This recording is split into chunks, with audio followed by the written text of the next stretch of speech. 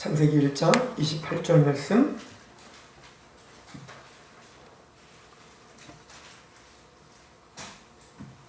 우리 한 목소리로 같이 봉독하도록 할게요. 1장 28절 시작. 하나님이 그들에게 복을 주시며 하나님이 그들에게 이르시되 생육하고 번성하여 땅에 충만하라. 땅을 정복하라. 바다의 물고기와 하늘의 새와 땅에 움직이는 모든 생물을 다스리라 하시니라. 아멘. 오늘 말씀은 우리가 보통 문화명령이라고 하는 말씀입니다. 이 말씀은 창세기부터 계시록까지 어떻게 보면 한 맥을 이루는 굉장히 중요한 말씀이에요. 그러나 구속사적인 그 메시지는 우리가 창세기 강의를 통해서 우리가 같이 더 자세하게 볼 것이고, 오늘은 제자도 5번째 시간으로 가지려고 합니다. 제자도 이 강의를 제가 일부러 금요 예배로 바꿨어요. 첫 번째, 우리가 제자도 첫 번째는 구원받은 하나님의 백성들은 모두가 다 제자입니다 라고 하는 것을 우리가 봤고, 제자도의 그런 구원받은 하나님의 백성이 제자로서 살아가는 첫 번째 원리는 불순응이라고 했어요. 그래서 세속적인 원리와 세상적인 원리를 우리가 거부하는 거죠. 그리고는 세 번째는 닮음이라고 했습니다. 즉 예수님을 닮는 것이 우리의 목표가 돼야 되고 목적이 돼야 된다. 이게 우리 신앙의 목적인 거예요. 그리고 네 번째는 성숙이라고 했습니다. 구원받은 하나님의 백성들은 반드시 성장하고 있어야 돼요. 구원의 감격으로 끝나는 게 아니라 반드시 인격이 변화돼야 되고 신앙의 변화가 돼야 되고 지식적으로도 성경적인 지식이 더 성장해야 돼요. 그것이 바로 구원받은 거듭난 살아있는 신앙입니다. 그리고 오늘 5번째로 창조세계의 돌봄이라고 하는 메시지를 같이 보려고 합니다. 제가 사실은 고민을 많이 했었어요. 주일날 이 설교를 할 것인가, 앞으로 창조세계의 돌봄, 그리고 단순한 삶에 대해서 또 여러가지 주제들의 균형 있는 삶, 이런 주제들을 우리가 또 죽음을 준비하는 삶, 이런 것들을 우리가 나누면서 지금 구원의 확신도 없는 사람들이 사실은 주일 예배 때 있어서 그분들은 우선 복음을 알고 그 복음을 알지 못한 상태에서 이제부터 진행되는 그런 이야기들을 들을 때 율법주의적으로 혹시나 받아들일까 해서 우선은 수요 예배도 거르고 금요철회를 해서 이 제자도를 했던 이유는, 이미 금요철회에 오시는 분들은 구원의 감격이 있고 신앙생활을 이미 오래 했고 제자임을 확신해야 될 사람들이기 때문에, 그렇다면 우리가 이제는 좀 성장해야 되고 성경을 단편적으로 내가 보고 싶은 것만 보는 이제 그런 어린아이와 같은, 그것이 바로 먹기 좋은 것만 먹는 단단한 음식을 먹지 못하는 신앙인 거예요. 단단한 음식이 아닌 어떤 부드럽고 나에게 어떤 기분 좋은 이야기들만 하는 그런 신앙에서 벗어나, 이제는 나와 내게 관심이 없던 분야지만 말씀에서 말하고 있다면 나도 하나님의 마음에 맞춰서 그것에 관심을 갖고 그것을 위해서 기도하고 그것과 나의 삶을 맞춰가려고 몸부림을 치는 거. 물론 우리는 완성될 수 없고 완전해질 수 없지만 그럼에도 불구하고 하나님이 보고 있는 그 시각을 우리도 함께 같이 바라보는 것, 이것이 구원받은 저와 여러분들이, 또 신앙생활을 오래한 저와 여러분들이 이제 변화되어야 될 하나이기 때문에 오늘 말씀은 더더욱 저에겐 중요하다고 생각이 들어요. 창조세계의 돌봄이라는 것을 우리가 한번 잘 생각해 볼 필요가 있어요. 우리는 인간이 타락했을 때 하나님과의 관계가 깨져버렸다는 걸 우리는 알고 있어요. 그래서 구원이라고 하는 것은 하나님과의 관계가 다시 회복하는 거예요. 두 번째로는 우리가 죄를 범했을 때 하나님과의 관계가 깨지고, 두 번째는 서로 간, 이웃 간의 관계가 깨졌죠. 그래서 아담과 하와의 관계가 깨져버렸잖아요. 서로 비난하고 서로 헐뜯는 관계가 돼버렸지 않습니까? 이기적으로 나 살겠다고. 그래서 구원을 받은 사람은 하나님께 눈을 돌리고 하나님을 사랑하게 돼요. 왜? 하나님과의 관계가 회복되니까. 그리고는 진짜 구원받은 사람은 이제는 뭡니까? 형제간의 관계가 회복돼야 되는 거예요.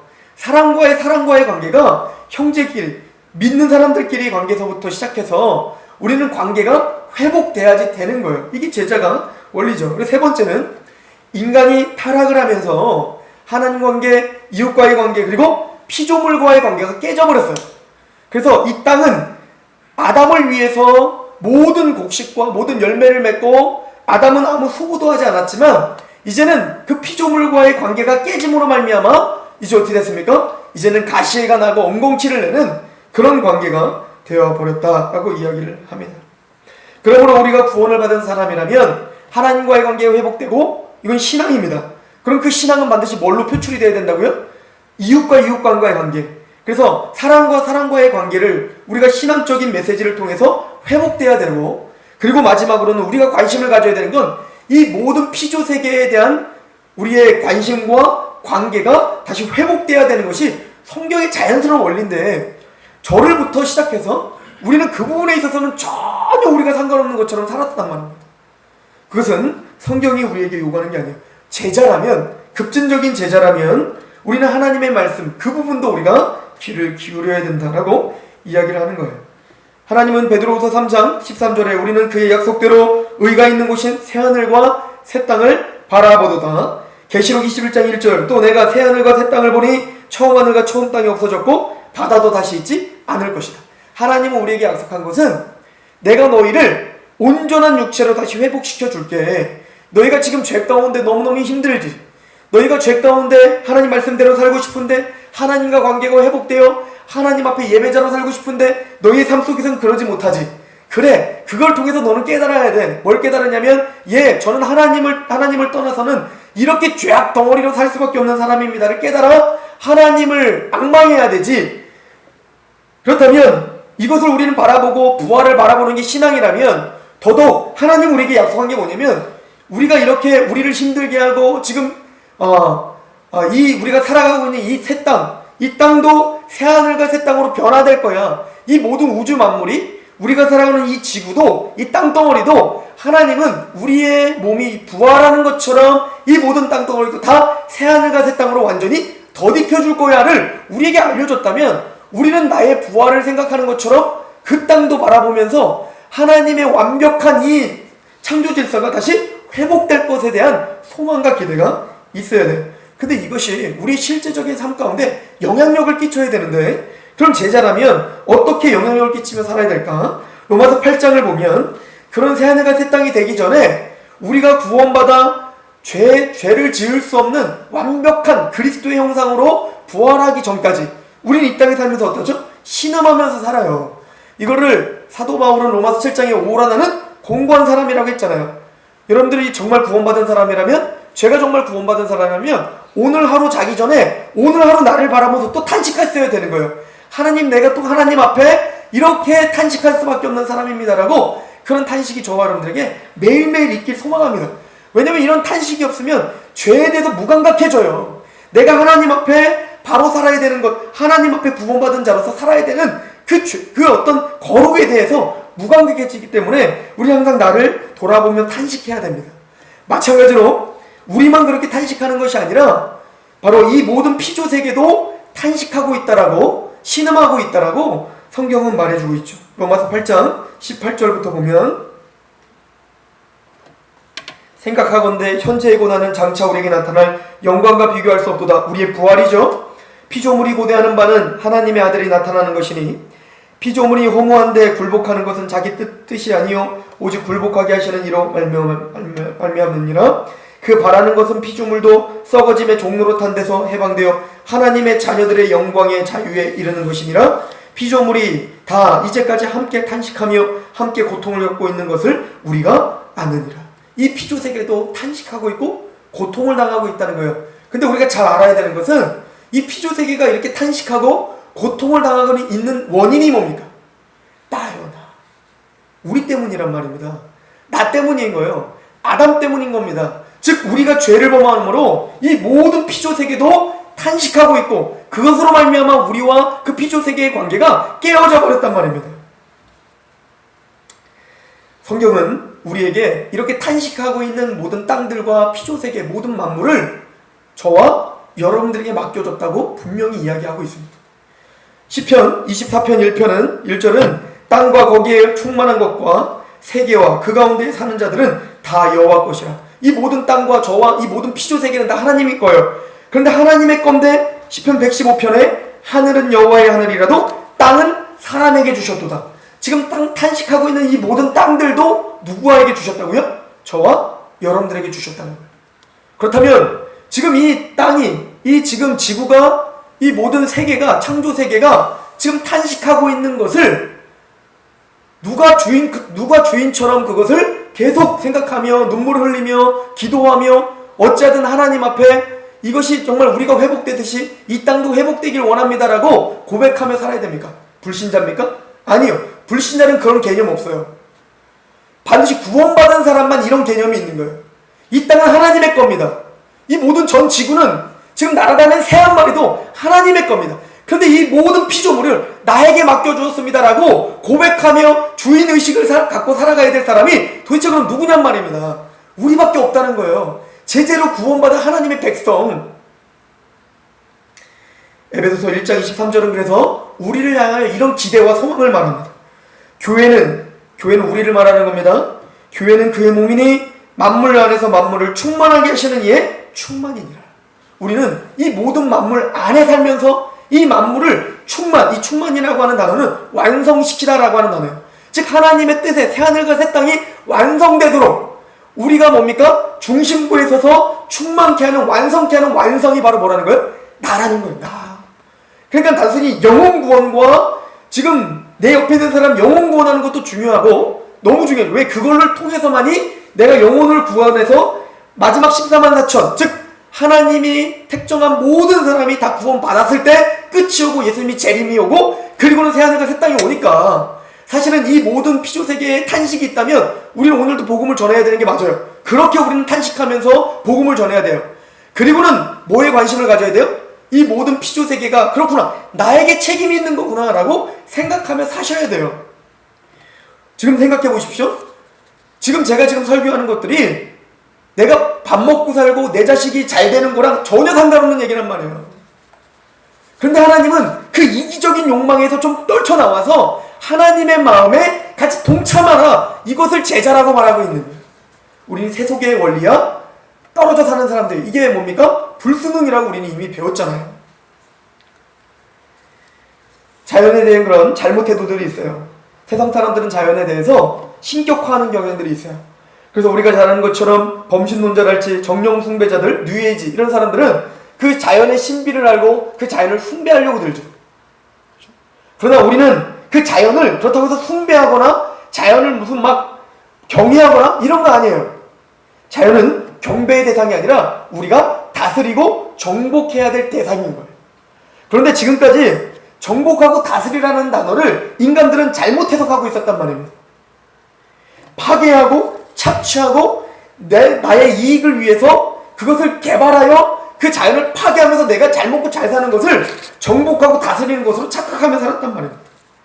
이거에 대한 탄식을 제가 호세아서를 통해서 읽어드리면, 이스라엘 자손들아 여호와의 말씀을 들으라. 여호와께서 이 땅 주민과 논쟁하시나니 이 땅에는 진실도 없고 인애도 없고 하나님을 아는 지식도 없고 죄악이 많다는 거죠. 오직 저주와 속임과 살인과 도둑질과 간음뿐이요 포악하여 피가 피를 뒤섞음이라. 죄인들의 특성이요, 이 사람들은 자기 어떤 죄성을 드러내어 살인, 도둑질, 간음, 거짓말 이런 죄악성만 있는 게 아니라 더 나아가 이거 뭡니까? 사람과의 관계가 깨어졌죠? 그리고 뭐가 관계가 깨어졌습니까? 3절 그러므로 이 땅이 슬퍼하며 거기 사는 자와 들짐승과 공중에 나는 새가 다 세잔할 것이요 바다의 고기도 없어지리라. 그런 어떤 사람들이 다투지도 말며 책망하지 말라. 내 백성들이 제사장과 다투는 자처럼 되었습니다. 지금 호세아서도 하나님과 관계를 먼저 설명하고 그리고 이웃과의 관계 어떻게 깨졌으며 그리고 이 피조물을 어떻게 착취하여 이 피조세계가 얼마나 신음하고 있는지를 보여주고 있어요. 심각한 수준에 있습니다.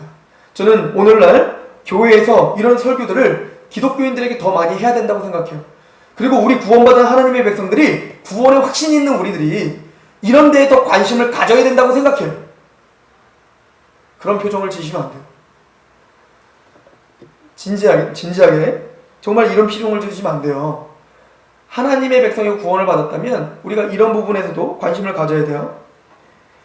지금 세계 인구가 굉장히 빠르게 늘어나고 있죠. 1850년대에 보면 11억이었어요. 세계 인구가. 1950년대 100년이 딱 지나니까 24억으로 늘었어요. 그런데 2012년 100년도 안 됐죠. 근데 75억으로 늘어났어요.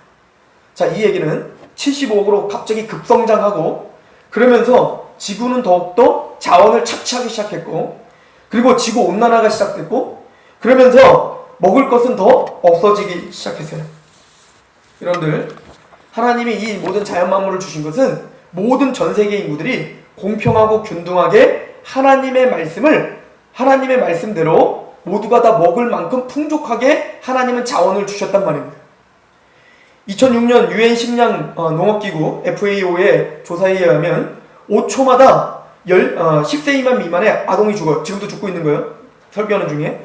하루에 굶어 죽는 걸 말하는 거예요. 하루에 10만 명이 죽어요. 아프리카는 35%, 동남아시아는 18%, 라틴 아메리카는 4%. 자, 우리는 흔히 기독교인들이 이렇게 지금 떠들어댔어요. 자, 아프리카, 동남아시아, 라틴 아메리카 다 기독교를 안 믿는 민족입니다. 그러니까 다 못 살고 못 삽니다. 그래서 다 굶어 죽는 거예요. 우리 기독교를 믿는 나라들을 보십시오. 얼마나 잘 사나. 미국, 유럽, 한국. 하나님이 복을 주셔서 우리 이렇게 잘 먹고 잘 사는 겁니다 라고 진짜 말할 수 있겠습니까? 하나님이 정말 우리 잘 먹고 잘 사고 네 배 다 터져서 그렇게 탐욕스럽게 살으라고 하나님이 이렇게 땅을 분배해 준 걸까요? 고린도후서 8장 14절에 이제 너희의 넉넉한 것으로 그들의 부족한 것을 보충함은 후에 그들의 넉넉한 것으로 너희의 부족한 것을 보충하여 균등하게 하려 함이라.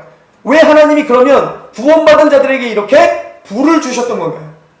모든 식량을 다 긁어 모아서 경제 발전을 이루고 그리고 아프리카와 동남아시아와 그런 여러 예수님 믿지 않는 나라가 굶어 죽는 걸 보면서 야, 예수님 믿는 사람이 이렇게 복받아를 통해서 하나님이 기뻐하실까요?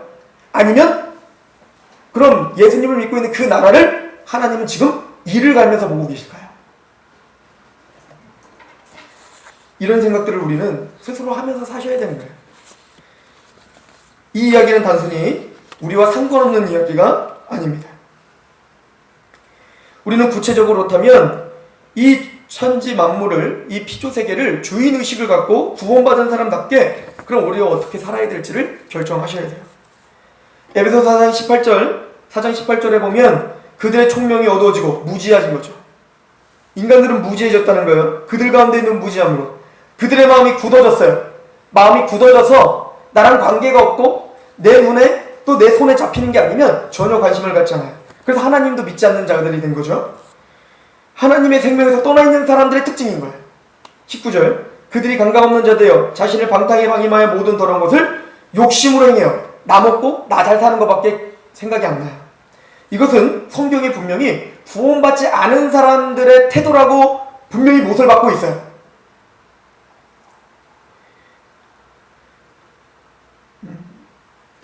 크리스토퍼 라이트라고 하는 분의 말을 한번 들어보시기를 소망합니다. 하나님을 사랑하고 예배한다면서 또 예수의 제자라고 주장하면서 그분의 소유인 이 땅에 관심이 없는 그리스도인들이 있다는 것이 나는 너무 불가사의합니다. 그들은 이 땅이 오용되는 현실에 관심이 없을 뿐만 아니라 낭비와 소비의 생활 방식으로 이 땅의 오용에 동참하고 있습니다. 물론 이 땅은 예수님이 오실 때까지 절대 균등한 분배를 하지 않을 것입니다. 그렇게 할 수가 없어요. 요번에 뉴스를 보니까 저는 이런 뉴스를 보면 좀 화가 나요. 온난화로 북극의 빙하가 요번에 뭐 잠깐 또 늘어났다고 하는데 그것은 기뻐할 일이 아니라고 하더라고요. 아무튼 북극 빙하가 녹을 때 모든 나라들은 북극 빙하가 녹아서 한쪽에서는 온난화 때문에 큰일 났다, 뭐 이제는 종말이 오는 거 아니냐 이렇게 떠들어댔지만 한쪽에서는 모든 나라가 경쟁적으로 이제 빙하가 녹았으니 뭐 하려고 하죠? 세빙선을 띄워서 경쟁적으로 그 북극에 있는 자원들을 개발하기 위해서 미친듯이 지금 달려들고 있어요. 뭐 때문에 지금 북극의 빙하가 녹고 있죠? 그 자원들 때문에 그렇다. 자기 배를 부르려고 그런 자원들을 쟁탈하고 그것으로 내가 좀 더 편하려고 내가 부해지려고 내가 탐욕스럽게 이기적인 마음으로 해서 그 북극이 다 녹았는데 그 북극이 녹으니까 인간들은 또 뭘 생각한다고요? 하나님의 징계를 보지 않고 이야 또 다른 우리에게 또 다른 기회가 왔구나 라고 생각을 한다고요. 그리고 세계 모든 나라들은 자원과 항로의 척에 전쟁을 벌이고 있단 말입니다. 무엇이 보이십니까? 내가 보이셔야 돼요. 내 모습이 보이셔야 된단 말입니다. 내가 바로 그런 사람인 거예요. 하나님의 말씀이 아무리 목놓아 외쳐 부르고 징계를 외쳐 부르고 심판을 외쳐 부르도 오늘 내가 먹고 사는 것밖에 나는 생각을 할 수 없는 그런 사람들인 거예요. 전혀 남을 돌아볼 겨를이 없어요.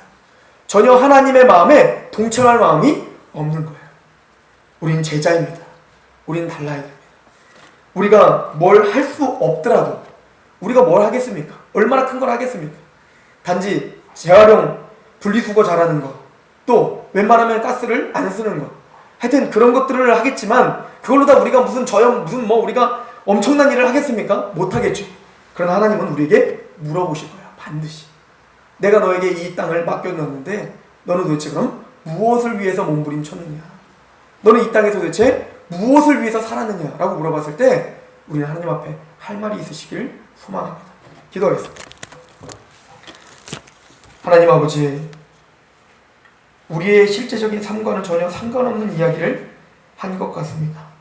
그러나 하나님은 이것이 다 우리와 실제적인 삶과 연관이 있다 말씀하시고, 구원받은 하나님의 백성이 신음하고 있는 하나님의 피조세계를, 또 그 피조세계를 바라보는 하나님의 그 탄식을 함께 나누기를 소망하는 말씀을 찾아보았습니다. 이 땅을 정복하고 다스리라고 했던 청지기처럼 주인의식을 갖고 그렇게 이 땅을 위해서 기도하고, 또는 이 죄악상을 하나님 앞에 내 죄인 것처럼 통회하는 그런 우리가 제자들이 되게 하여 주시옵소서. 또한 변하지 않는 더 악해져가는 이 세대를 바라보면서 나를 바라보게 하여 주시옵소서. 이 하나님, 내가 이렇게 구제불능인 죄인입니다. 이 하나님, 제가 이렇게 하나님 앞에 나밖에 모르는 죄인입니다. 그럼에도 불구하고 나를 위해서 희생하신 예수 그리스도의 은혜와 그 은총이 나를 구원해 주셔서 얼마나 감사한지 모르겠습니다. 주여, 내가 어찌해야 되겠습니까? 라고 물어볼 수 있도록 주 하나님이 우리의 마음을 다시금 점검하게 하여 주옵소서. 그렇게 하신 하나님을 기대하며 예수 그리스도의 이름으로 감사하며 기도하옵나이다.